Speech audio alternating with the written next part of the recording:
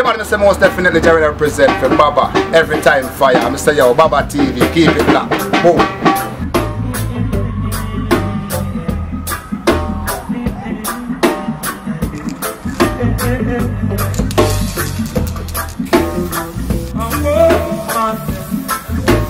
Story, sing a one story, celebration legendary. Give me the name and title, a man Maccabee. Of the deepest seat of willpower, come out and survival story. A survival story. Peace and Black Power. Welcome to another edition of Baba TV. Every time fire, and once again it's my absolute privilege and pleasure to be in the company of the priest, one of the priests of the Nyabini order, priest Ilika, who's been in the Washington DC area. And shout out Isis to the Rasta community, Rastafarian community. And I'm just elated that this brother chose to get back on Baba TV to give me a good reasoning session.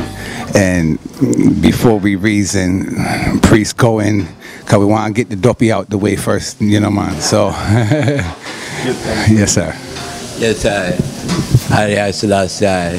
Rastafari. Yeah, man, give thanks to all the people out there in Baba TV land. Shout out to Baba TV for calling me early in the morning and say, yo, get the people something.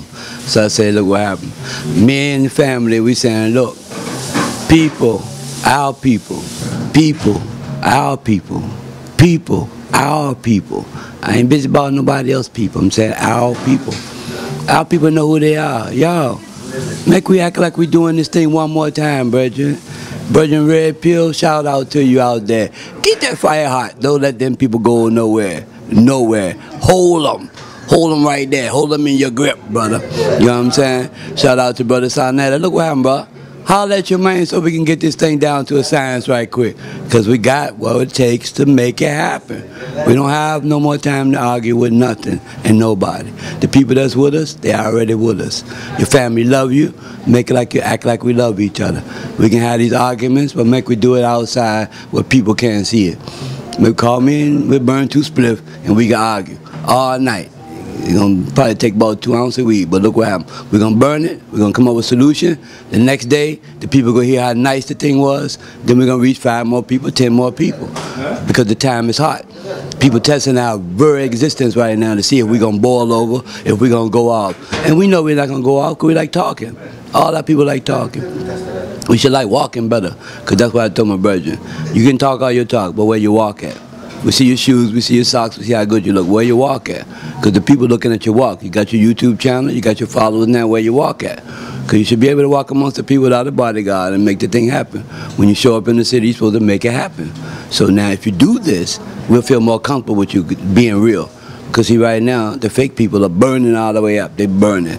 You got the crowd, you got everything, and then you can't hold them. Because whatever you're saying to them, it ain't true, and it ain't right. And when we dealing with Rastafari, we're dealing with truths and rights.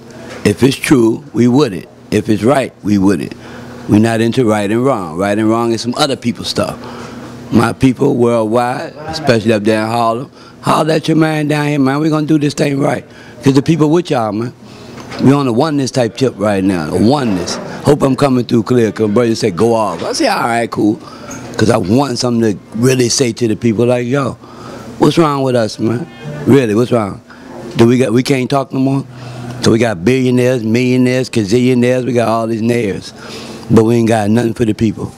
The school still ain't built. Brother Omar, they're building the school, still ain't built. It still ain't built. No private school. We got schools in Ghana being built. No schools in America. So unless we take the people from America and take them to Ghana, they want to enjoy these brand new schools where we're building. We're building brand new schools in Namibia.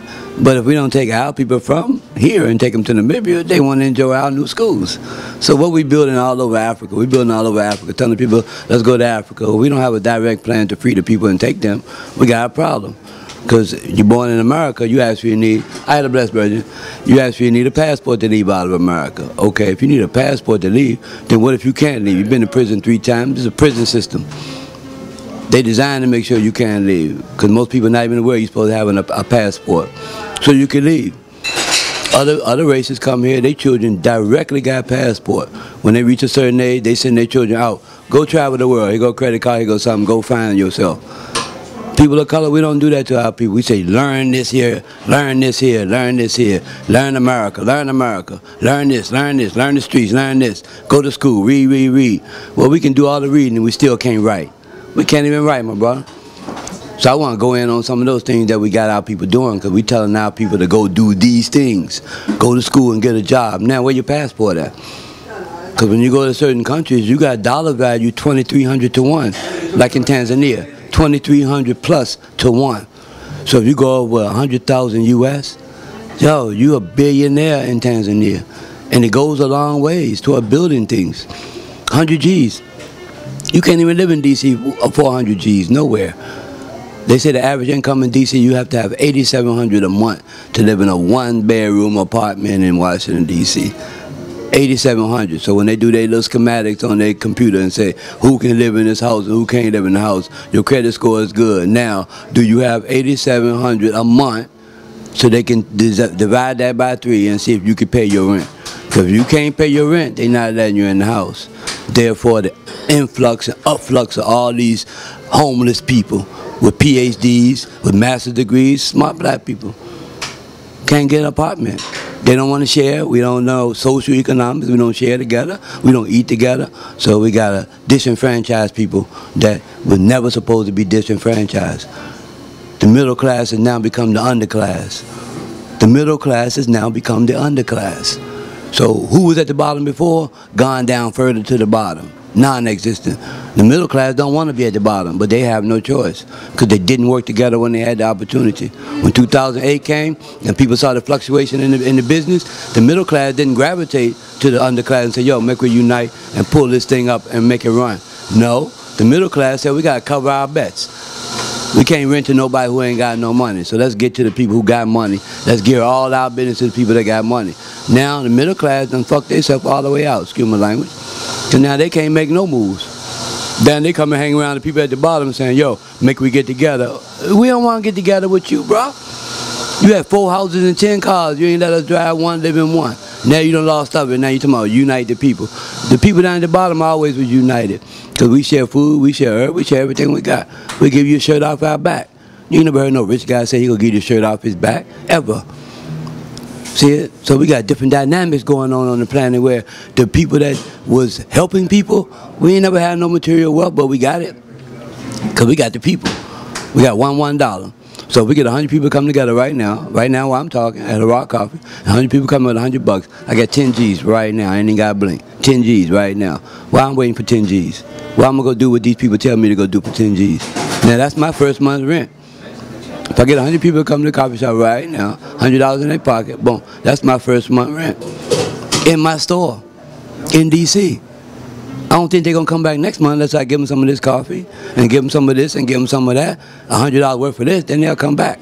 Then they'll keep serving me. Then my rent is paid. But if you ain't giving the people nothing, they ain't coming to help you stay in business because you wasn't with them when you had money. You want to start a new business, yeah, let's help the people. You use the money that you got from your middle class existence and then you brought it back to the broke people and said, help me maintain my existence. No. You take that little bit of money and go help some poor people come up. They're going to get richer than you, and they might break you off. Check how the rap game goes. They helping them little kids get a rack of money. Them little kids don't remember nobody helping them. So they only calling their boys, yo, I got 400 G's, man, let's spend it. So they on making a new video, flashing money. Everybody in their crew got money. Everybody. And that's how you take a hit. So we're willing to teach rich people stuff, but y'all going to have to pay us. Middle class people, y'all gonna have to pay us. And I mean pay us. We want undivided attention like a rich guy came to me the other day. He was like, man, I lost everything. I'm saying, sorry to hear that, man. He said, but you told me. I told you what? You're gonna lose everything if you don't help people. Well, you didn't help people. Now, you coming to me and say you lost everything. I didn't help you lose anything. My people didn't help you lose anything. Well, let's get together and rearrange these things. You ain't got nothing to rearrange. You got nothing to rearrange. You done lost all of it. You gambling, you sporting, you doing everything you doing. You popping bottles, everything. Well, all the time while you were doing that, our children was hungry. Our elders was hungry. Our people couldn't pay their rent. Our people evicted. Now you evicted, you done got your foreclosure on 5 houses. They done took your lamb. They done took all your Phantom. I had never been in one of these cars. I had them parked in my backyard before. So these cats will come see me with all their problems. And I'm saying to y'all, look what happened. Share that money, man. Cats will go out and spend $30,000 renting a club so they could pop bottles and have fun. But you tell them, yo, we're going to take $30,000 and go ahead and start an old folks home. Man, I ain't got no money for that because I don't plan to get old. And they don't. These cats are not planning to live long. So they splurge and they balling, they hoeing, they doing everything. Millions of dollars going down the drain. And then, by chance, they slip up and make it to 50. They say, damn, I threw away $20 million in 2 years. I didn't help nobody. So somebody see him down the street, hey, that look like, hey, you used to be famous. Yeah, I was, man. I made that hit. Sing it for me. Ooh. And now you crooning in front of people, but you ain't got no money from that because white people took all your shit from you. Your business wasn't straight. So people got all your money, their children eating off your money, and you crooning out in the street. You used to be has-been. We call that an expert in the black world. You's an expert. X used to be, spurt, little bit. How we get so big, people? We got so famous and so rich that we didn't help nobody. We building in Africa, we didn't build nothing in here. We ain't build nothing in Jamaica. We ain't build nothing in Guyana. All the places where we held captive, we ain't build nothing. Nothing. So how we supposed to leave this place if we ain't build nothing? I just want to ask a couple of questions. I'm going to pass the Bible right quick because I got hot. I got to sip my coffee and see which part he going to edit this out because I got something to tell some of you folks, especially my brother in D.C. Y'all playing. Y'all go all the way over to Africa to do something and don't even get permission from the elders. You don't go check the chief. You don't go do none of these things. And then you find out that the chief, got enough power to put a temporary ban on you and your crew. Because you took the things that belong to us and you built it for yourself, and then you didn't take the protocol with you when you went over to Africa.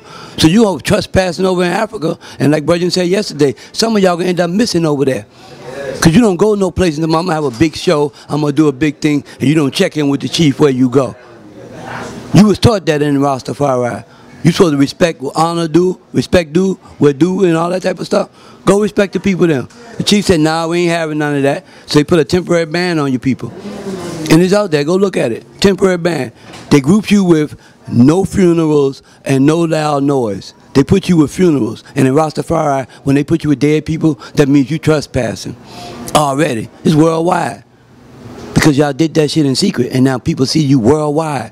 So you're going to do your thing. So, okay, good. You say, now, I'm not going to do it at this spot right here because the chief say we can't do it. We're going to go do it on our land. So you just did it. You didn't even ask the chief cousin who actually ruled the land where you at down and say, yo, can we use that? Can we use our own spot to do that? You didn't even do that. So to prevent you from getting hurt, the Almighty made it rain your whole concert out. Made you rain your concert out. These are real things going on in Rastafari. So you said you're going to bring all the people into your house. I would like to see you take 60,000 people and put them in your house. Any of you guys, them. You need to sit in your proper seats there, brethren. Sit in your proper seat. You see that you're way ahead of your time. Come sit in your seat and sit down and get back to building what we were building. Because what you building, you're going to trouble people over there in Africa and they're going to deal with you properly. And they're going to take your houses, they're going to take your stuff, and they're going to make you use your American passport, and you're going to come back to America. You're going to be disenfranchised too. Because you went over there with the wrong behavior. Now you need to come back because somebody's telling you the wrong thing. You're supposed to be in America. It's an international place. Come and learn the customs of all the people. So when you go abroad, you know what to do when you go abroad. You know what to do when you go abroad. You know when you go to people's country, you go check in with the chief first. Because that's what we tell you when you come to People's City. You come to People's City, you come check in first. Everybody know that. If you're a gangster, you know that. You come to people's house, you check in first. You in church, you go check in with the archdiocese of that place, and you check in first. And that bishop so-and-so know that you're in the area. Y'all done forgot certain training. Like you never had it. You're supposed to check in so you can get the support that you need or get the up out of there. Because if you're bringing the wrong news to the people, believe me, we're going to get you up out of there. We're getting you up out of here. Because the people is hurting so bad that people crying in my face last night. Preist, we got to do something for the people. The people don't have no money to save their houses. I don't have no money to save no houses unless the harvest come up. So since we got the harvest coming up, you know what to do, people. You ain't got to be in nothing. Because in D.C., you can't even sell no herb. That means you got to be nice to people to move all the things where you got to move. So you got to invite them to your house. They ain't never been there before. Hope they don't break up your nice dishes and stuff. Because you ain't never had no people come to your house before. You ain't in none of that social economics. So when social economics can't be applied, like most farmers know, the harvest time is the best time in the world. Because the harvest, the farmer work all year planting and sowing and growing and weeding and can't find no friend. But time when the harvest is done, he got them ripe tomatoes. Oh, you love that. And you're paying $7 a pound for them things, by the way. Because we're getting you back for not working. You catch me? Or you like them nice squash that only grow on our land? Yes, man, we're getting you $4.95 a pound. We're getting you. We're getting you. You're going to pay us. You're going to pay us for all the work we did all year long. So how much more the elders and the people put in all this work, 50, 60, 100 years, and y'all ain't want to pay them yet? Or y'all paying, believe me. Because the world going to make you pay. The world going to make you pay for your bad behavior. And we got to get back to the right behavior, people, is the point. Get back to the right behavior. Make we tune into one another. If you got an argument, make we sit down and burn 2 spliffs. If you don't burn no herb, that's part of your argument. How the world know that you need to burn herb and calm down and eat the right food and do your exercise? We so spiritual that we forgot we in the flesh. We forgot about our foot, our hand. So when you forget about your natural being, you're going to forget about everybody else because you forgot about your natural being. So you don't care about other people. You understand? So now I'm going to leave Baba for 5 seconds. I'm going to sip my coffee. I'm going to come back at you because, Baba, look what happened. I got a lot to say to these people today, Bob, and I hope it's your style. Yeah, Preist, like when I listen, you know, the universality and the common thread of it all, I can listen to the Moors, I can listen to the nation, have their words of reasoning, and then I can listen to my Rastafarian people and hear the common thread and realize and recognize that it's one truth, but it's many different ways to tell it. Why can't our people see past the label to look and see what the content says? Well, see, Baba, I'm going to tell you, Baba, I'm going to tell you straight, right? Either you have love or you don't have no love. When you have love, love starts from the inside. People say you love yourself. So you love yourself, you love breathing, you love eating, you love wearing clothes, boom, boom, have a house. Then you should love that other people have the same thing. So when you love it, the degree of your love should determine what wealth you have. The degree of your love should determine the wealth you have. So if you love people and you share and you make sure people eat and everything like that, then if you a billionaire, then that's your love. You showing people how to eat, sleep, and drink. You ain't keeping it all for yourself. Okay? You showing people your love. You tell them come get a job. They got a job, boom, they get paid. They ain't giving no money away because ain't nobody giving no money away. But you come work with us, you can eat. You got a house, you got a car, you come working. So we trying to build up our revenue. We trying to build up our strength. So when we call brother in New York, say, yo, we coming in for a couple of days, right? Brother say, yo, what? They are coming? How many people coming? Well, you know I'm coming with my family already. I'm coming with them. So that's what, 13 people deep. Okay? And then my brother might want to come. So boom, we might be going to get a whole floor at your auntie's house, because we ain't going to the hotel. We're going to your auntie's house. Your auntie love me anyway, so I'm going to come there. We're going to go smoke a weed up in your auntie's house. She ain't never let you smoke weed there because she know how you act. She love when I show up because I smoke weed and I go in auntie's kitchen and start cooking. I feed her. I feed her our food. Your auntie be going like, boy, every time Rasta man come there, boy, I can kick my feet up. And you angry. You angry because I go to your aunt's house and cook her dinner. You should be doing that all the time. So then when you call her and say, yo, the priest coming, the house open. Y'all forgot the old time religion. Y'all burning out old time religion so much that y'all gone crazy with do whatever.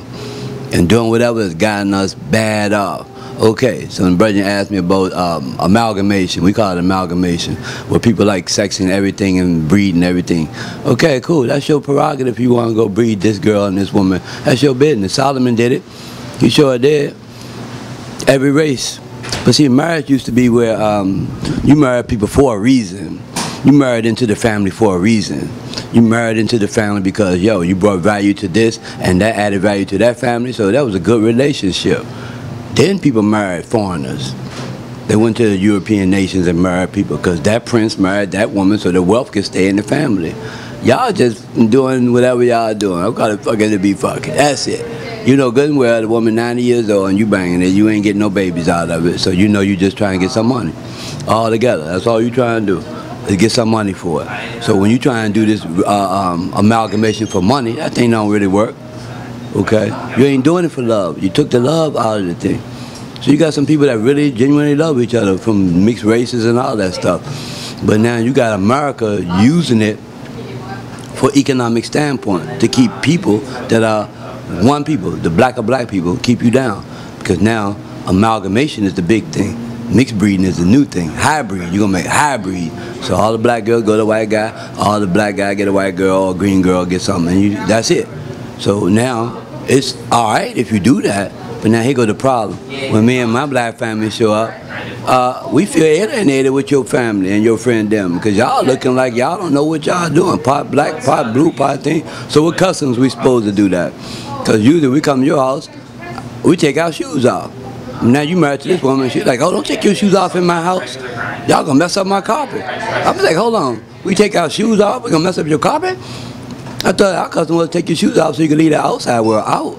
And you come in our house, you got naked feet, we wash your feet or whatever. That's the old time thing. Then you can sit in the house, go through our house, we got a nice carpet, you can cool out. But don't take your shoes off. Y'all got these different customs. That's what Solomon ran into. He left his original custom and picked up 3,000 other customs, plus 1,100 other different customs, because he had 3,000 wives and 1,100 concubines. That means he had 4,100 different ways of screwing up his people. So now, all the way to now, Rasta people doing it. Rastafari people don't do that. Rasta people are doing that. Rastafari people don't do that. Because we have to make sure our race is here at the end of the day. Just like Europeans is making sure they're here. Without talking to anybody, without no questioning, without no backbiting, without no fighting. We minding our business. So, if you want to go sex a thing and breed a thing, that's on you. You sex it and you breed it. It ain't got nothing to do with us. But now, when you invite us to your house, we don't eat food without no seasoning on it. We don't eat calamari. We don't eat all them shit where y'all stick in your mouth with your strange woman got you eating. So be considerate of what I'm saying to the people, bro. Just be considerate whatever you do. Because if you're not considerate, we ain't thinking about you anyway.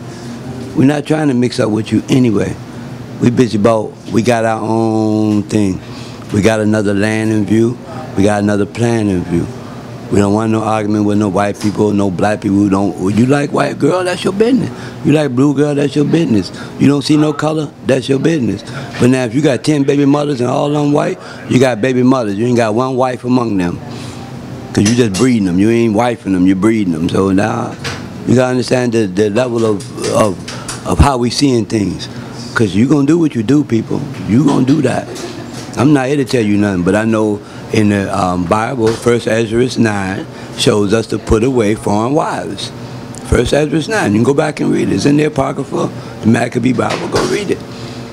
We was taught not to do that. Because they knew at a certain time, through all this slavery and through all this shit happening, we didn't have no choice over all the breeding and all that stuff. We didn't have no choice. But now we got a choice. When people rape your foreparents, you didn't have a choice. Oh, but now you got a choice, because now you like it. You like this stuff that y'all doing to each other. So that's the sabotage that's going on amongst our people. We don't like each other no more, because we don't like ourselves. Oh, and brother said close it out, so look what happened, man. And I give thanks for our people, because I know in this hour we under great tribulation and great trials, but look what happened. We've overcome everything from day one on the planet. Don't think about 400 years, don't think about 6,000 years. You've been on the planet from day one. Living people have made babies continuously. Now, we're here on the planet, make we do better for ourselves, make we love up the people, make we reach out in Ethiopia, make we reach out in Eritrea, make we do all the things that we need to do so that we can, you know, be a people one more time. And when we do the right thing, the wrong people are going to show up. But we're going to see them, and this time we're going to exit them politely. We're going to exit them politely. So I going to say to the people, I give thanks. Here they are. Salah said it first. Guidance and protection to all the people out in the world. Say 2 songs for our night and pray for our deliverance. Bless.